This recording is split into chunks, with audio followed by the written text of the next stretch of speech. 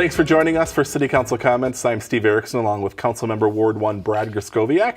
Today we're talking about both the November 7th and the November 20th City Council meetings. Thanks for being here today. Good afternoon. Thank you, Steve. Glad to be here. Hard to believe we were just talking that it's already Thanksgiving time, but it is upon us here. Well, busy month. Seven meetings this month. Yeah, you've been busy. And we started off the month. We were a day late with our first council meeting due to the election.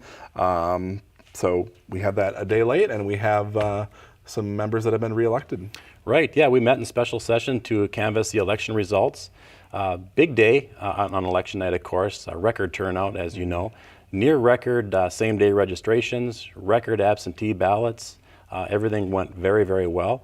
Special thanks to a lot of the election judges for volunteering their time there. Special thanks to Joan Lensmeyer, our city clerk. Mm-hmm. Everything went very, very well. We re-elected, I should say, 2 council members and the mayor. So we re-elected Wade Demmer, Ward 1 council member. Or Ward 3. Ward 3, correct. We re-elected Brad Johnson, Ward 5 council member, and then of course re-elected Mayor Cook for a 4-year term. And some other elections happened around the state that day. We will miss Zach Stevenson on the Planning Commission, but he was elected to the State House of Representatives, and we wish him all the best there as he represents our district. All right. Well, our council members, as people know, ran unopposed, all 3. I don't recall one that's ever happened, at least all 3 of them at once. So it was kind of unusual in that case. They will all be serving another 4-year term. And I was just thinking you the other day, I'm like, you've almost been here a year. And I'm like, then I had to rethink. I'm like, it's been 2 years. 2 years. Time does fly, doesn't it? Yeah, it really does. So, well, we're glad to have you here today. We're going to dig into the items on the November 20th meeting. First, one of the first items there was a donation to the Coon Rapids Fire Department. Right. The city of Coon Rapids and the fire department accepted a $5,000 donation from a company called 1-800-BOARD-UP.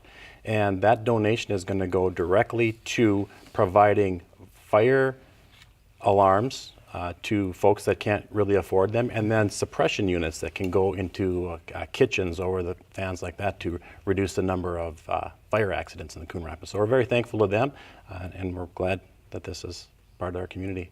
Yeah, it's a big donation, and they had a shopping spree they actually went on last week, and they donated those items to a food shelf up in Elk River, and then they made that $5,000 donation to the Coon Rapids Fire Department. So big chunk of money, like you said, going to smoke alarms and the fire stoppers, which actually help put out kitchen fires, cooking fires. Right. Those are one of the leading causes of fires in people's homes, so they're helpful.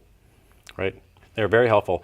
And other leading cause of fire, I just learned today that the fire department put on a little seminar on deep fryer fires, in your kitchens, and they're going to be on the news tonight. Yeah, with those turkeys, got to be careful. Careful with all of that. All right, well, we'll gladly accept that donation. Council adopted 2 ordinances that night as well, restricting parking on 124th Lane and Magnolia Circle, and another parking restriction on Hollywood Street, that's down in the Evergreen Business Park. Right. From time to time, the city takes a look at parking ordinances, and mostly these requests come from citizens that are concerned with parking and maybe the safety factor. So when those come in, we take a look at them. In both of these cases, our city engineer went out there and took a look at the situation, and in both cases did recommend that there should be some limited parking in those 2 areas. So a couple of mailers went out to residents. We heard really no unfavorable responses, 1 favorable response. So we did actually enact both of those ordinances just last night's meeting. Okay, so the one on Holly Street, it looks like, is on the north side of Holly Street from Springbrook Drive to 93rd Avenue.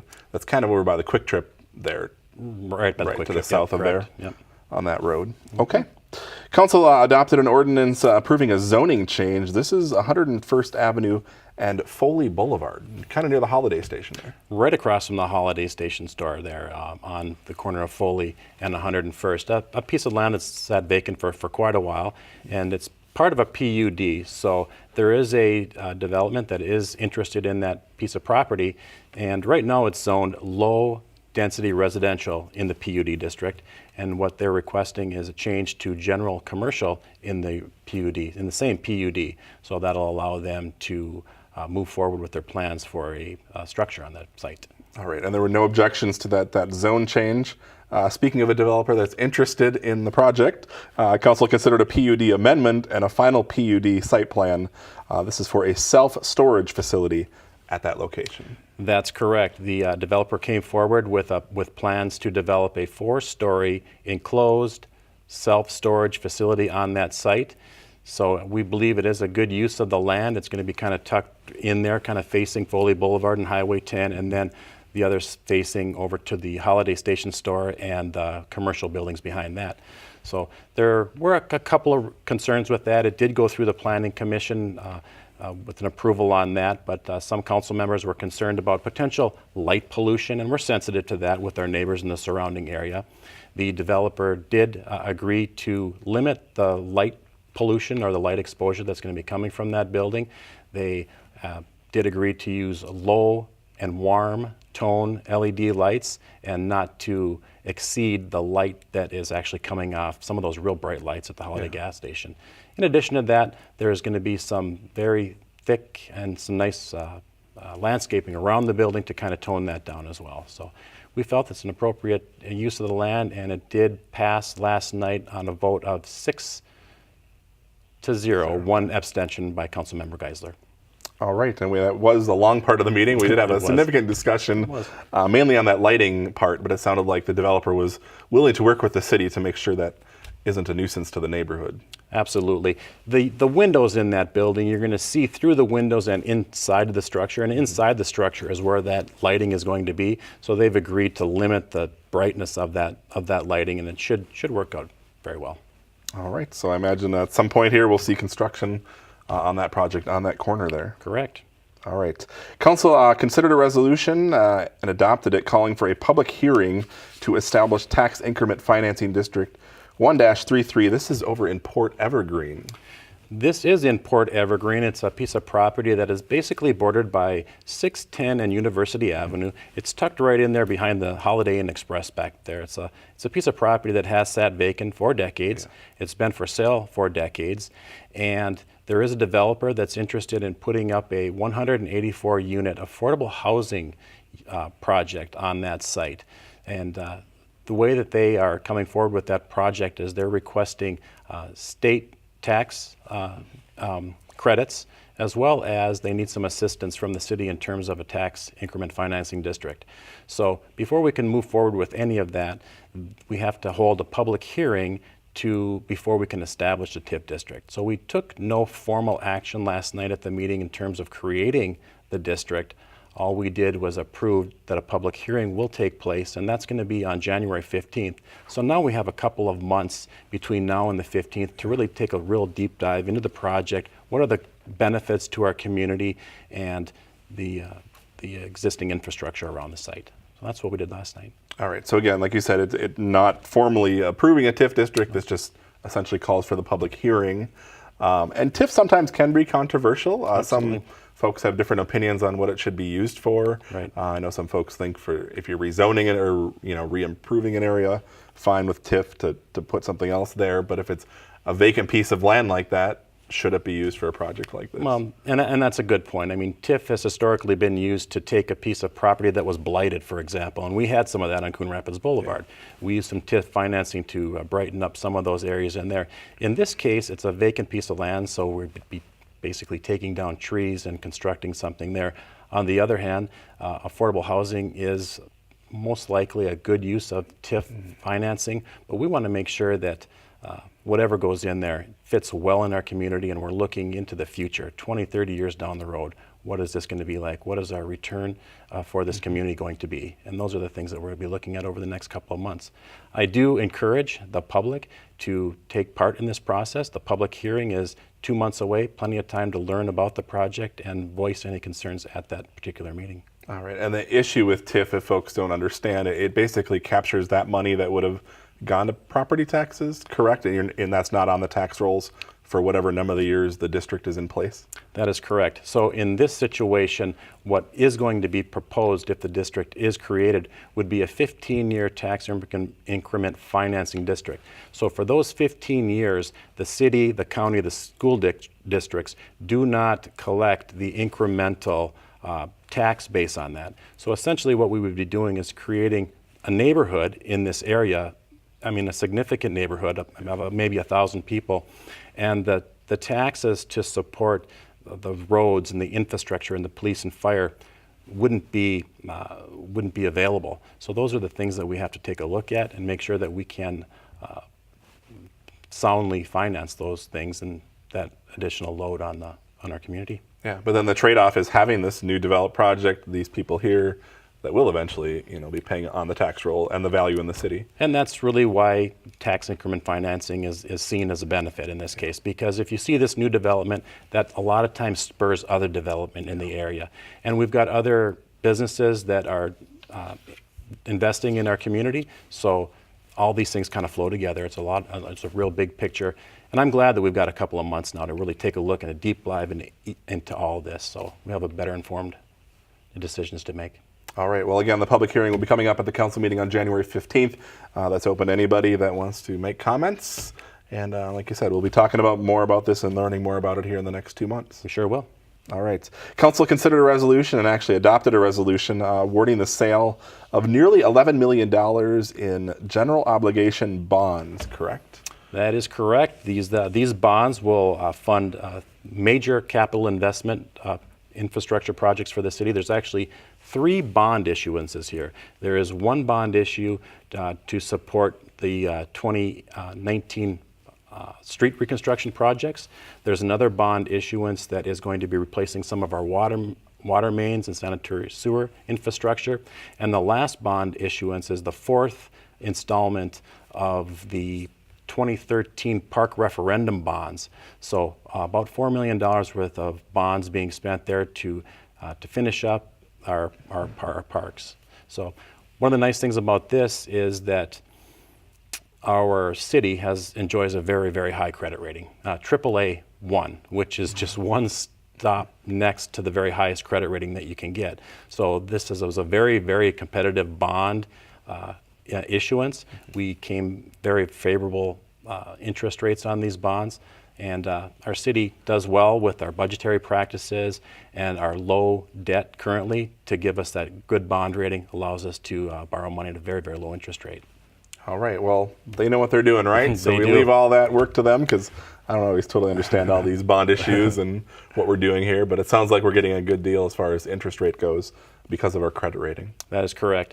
Our finance director has a lot to do with this. Sharon Legg has been with us for a long time, has done a fantastic job for the city in terms of all that, and she is going to be enjoying her retirement at the end of this year, and we're going to miss her, but she's leaving the city in very, very good shape. Yeah, things are going well. Well, Right. Congratulations to her. That's Absolutely. well deserved for her. Yep. All right, that is all the items we have to talk about on our November 20th City Council meeting. Heading back to our first meeting of the month, which again was held a day late due to the election. Right. We started off with another donation. This is a great way to start council meetings. People bringing checks. This time we had the Coon Rapids Lions Club here making a major donation. That's right. In fact, our mayor made a comment. He said, "I can get used to this, people bringing in these donation checks." But this was a significant donation from the Lions Club. So the Lions Foundation gave a donation of $50,000 that's going to go toward the renovation of Lions Park, and specifically that money is earmarked to rebuilding the playground infrastructure at that park. As a lot of people know, that playground in Lions Park is one of our top parks. It's a destination park. Kids love it. It's challenging. We want to make sure that we rebuild that park to its best. We're going to go big on this one because it's used so much. The second donation was another significant donation, was $6,000, and this was from the Coon Rapids Lions Club itself, and that money is going to go toward renovating some of the park benches throughout the park. So $56,000 from the Lions Club on top of what we have earmarked for the park itself is going to go a long way. And again, just a thank you to the Lions Club of Coon Rapids, the Lions Foundation. They have been supporting this park since the 1970s, and we're very, very happy to have them partnering in our community to do these types of things.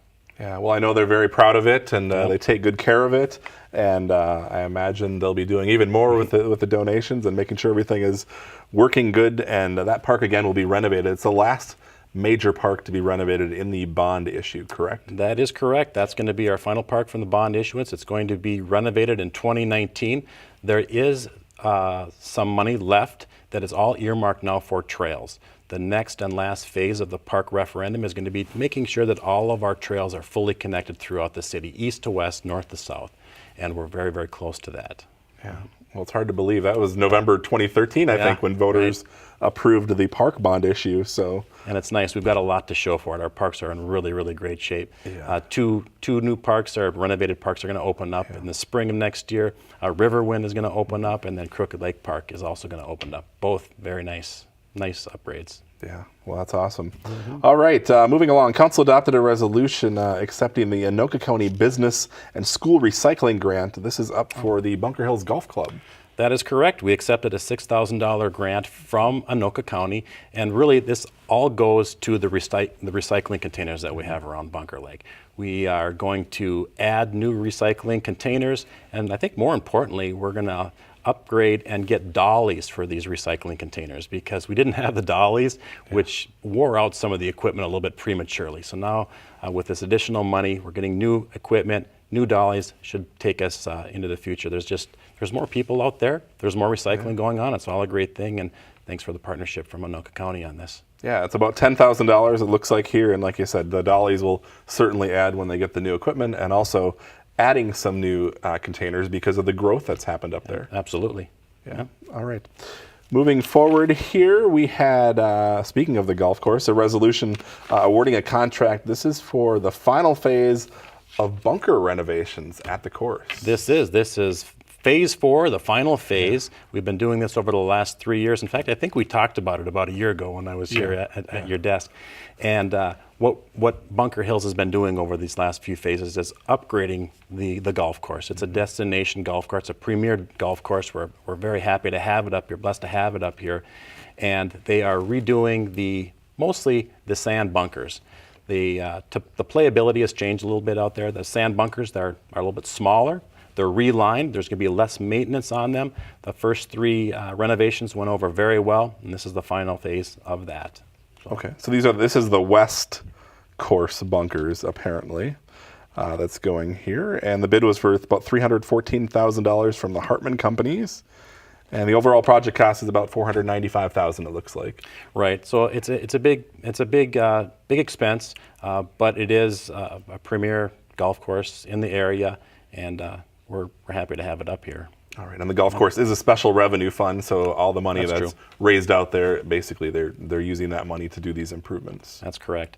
And there's a lot of stuff going on at Bunker Hills. I mean, if you go out to bunkerhillseventcenter.com, you're going to see a lot of things that are coming up there just in the near future too. So a lot of stuff happening. Yeah, and they got the simulators going now because it's too cold to golf outside, I know. Simulators are always going, Yeah, Jim Anderson would love to have you out there in those simulators. Definitely. All right. Council considered a couple ordinances here relating to fees and charges for services. This is for next year. This is something we do on an annual basis. Yeah, this is an annual piece of basic housekeeping. What we do from time to time is we just look at all of our fees and other fees that we charge in the city, and just to make sure that we're staying competitive with other municipalities and also covering our costs on these. So happens about once a year. This year we actually took some fees down to make sure that we're staying competitive. A couple of them inched up a little bit. For the most part, just keeping up with the market. Okay, so mostly cost of living type adjustments. Yeah, those types of things. All right. Council ordered a preparation of a feasibility report for project 19-4. This is street reconstruction. We have several projects again going on next year as we ramp up the amount of roads that are reconstructed. This is for a street on the border between us and Anoka. Correct? That's correct. I think that's why this one is split off. I think you talked about the last ones in your last meeting. But this project 19.4 is 101st, South Street, 121st, I believe it is, from Anoka. And it's the border between Anoka and Coon Rapids. So what's interesting about this and what's different about it is it's a border street, and the city services are actually served by Anoka on this one. So it's going to be a full-depth reclamation of the street itself. They're also updating and changing their water mains and their sewer mains. So it's a significant project, and we are putting that through. All right. So any assessments for the project as far as homeowners are concerned, anyone impacted would be notified by the city, correct? Oh, absolutely, yep. Same assessment process as everything else, every other one of our city street projects. Yeah, and they've been holding open houses as well on a lot of these projects these days just to get more information out there. And there's another one coming up. I want to say it's the 29th, but I'm not exactly sure. Check our website for that next open house. Yeah. Right. All right. Council adopted a resolution approving playground equipment expenditures for 2019. This is miscellaneous park improvements.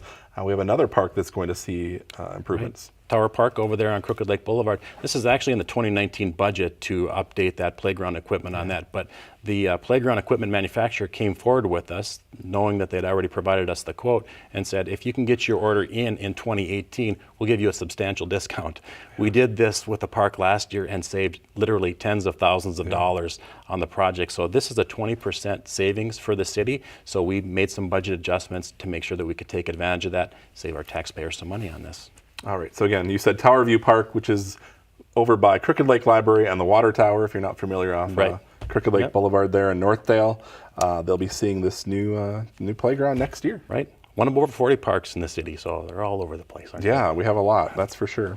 All right. Council approved the 2040 Comprehensive Plan. According to here, I'm not sure if did we formally approve it, or we just listen to the update? Well, we did formally approve it, as the City Council did formally approve it, and now it has been submitted to the Met Council. Okay. So that's really what was happening there at this meeting. But this is a required long-term planning document that is required by the Met Council. It covers a lot of things. It's a large document. It covers transportation and housing and water, land use, parks, economic development, Mississippi River corridor area. So it is comprehensive. One of the first things when I was elected, and one of the first meetings came up, is we had to talk about the comprehensive 2040 plan, and I thought, wow, this is going to be a lot of work. 2 years later, Steve, this has come to a completion. It's over 200 pages long, so I want to give our staff a big shout out here. They did a terrific amount of work here on this project. It is now submitted to the Met Council, and it's going to be our guiding document for the next 10 years and beyond. All right. The entire document is actually posted on our city's website, so if you just type in comprehensive plan, you'll get to review the whole 200 pages of that document.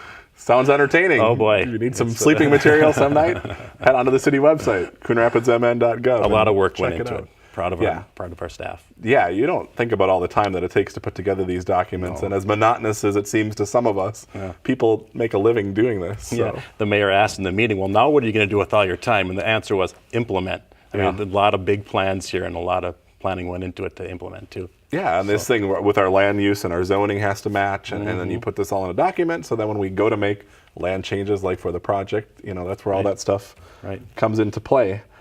The thing that I think about when I think of these things is like 2040, that seems so far away. Why are we talking about that in the year 2000? And then here we are almost at 2020 and absolutely 20 years closer to it. So time flies when you're having fun, right? Required to be updated every 10 years. So never gets stale. Just all these plans, 2040, the 2060 vision, you keep thinking, like that's so far off, but the years just pass so quickly. We want to make sure we plan well for our future, that's for sure. Yeah, definitely. All right, well, that's all we had from our first meeting of the month, and that is all I have, unless you have stuff you want to add. Maybe just add a couple of things. We got some upcoming city-sponsored events. First of all, I just wanted to say happy Thanksgiving to everyone. We're all thankful in one way or another for what we have. This will probably be viewed after Thanksgiving, but I'll go ahead and do it anyway. We're still thankful. That's right. Absolutely, we are.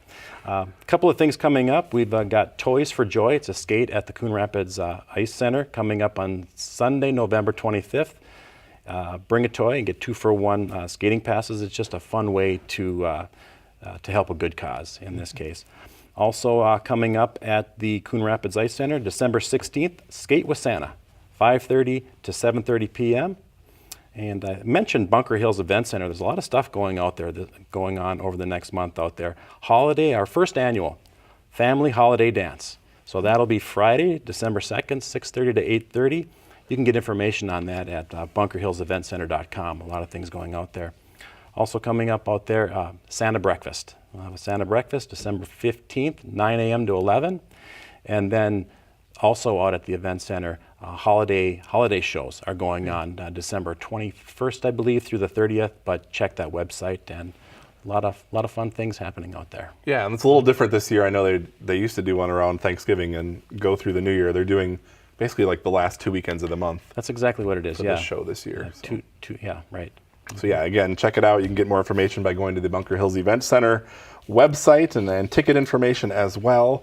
We can also mention that they do have the drop bins again this year at the front desk of City Hall for folks that want to drop off. I believe Toys for Joy is one of them.